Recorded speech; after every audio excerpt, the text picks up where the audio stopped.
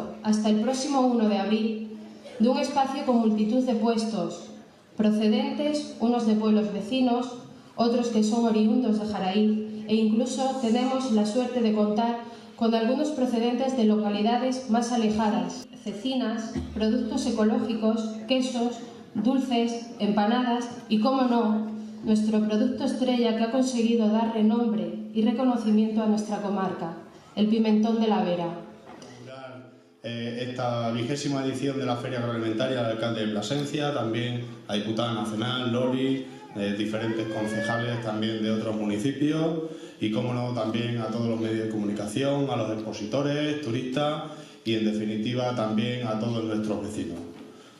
Porque Jaraíz de la Vera es un lugar de encuentro, un elemento generador de riqueza, imagen que sirve para difundir nuestra comarca, donde surgen nuevos proyectos, abriendo nuevas oportunidades al exterior como un territorio fuerte, singular, como único en el mundo. En 1997, cuando comenzó, 21 años después, y tras diferentes iniciativas en diferentes municipios, seguimos siendo el referente en ferias agroalimentarias en el norte de Extremadura. Mi agradecimiento a todos aquellos que con su esfuerzo y dedicación han hecho un año más que hoy estemos aquí inaugurando la 20ª edición de la Feria Agroalimentaria de Jaraíz de la Vera.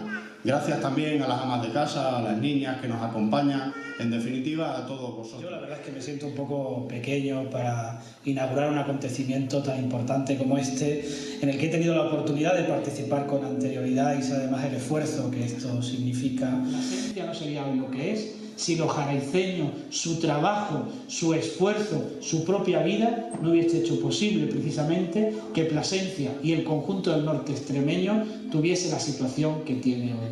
Su contribución es excepcional. Por esa razón quiero trasladarles de una manera muy sincera y muy especial pues el agradecimiento, la admiración y, lo más importante de todo, el aprecio de Plasencia a Jaraíz de la Vera. Martes, el mercado del martes, la exaltación de ese mercado que tiene 830 años y en la que siempre participaron los veratos y los jaraiceños de manera especial, pues huela de verdad a pimentón de la Vera. Porque no concebiríamos nunca nuestro mercado sin ese olor intenso al pimentón de la Vera.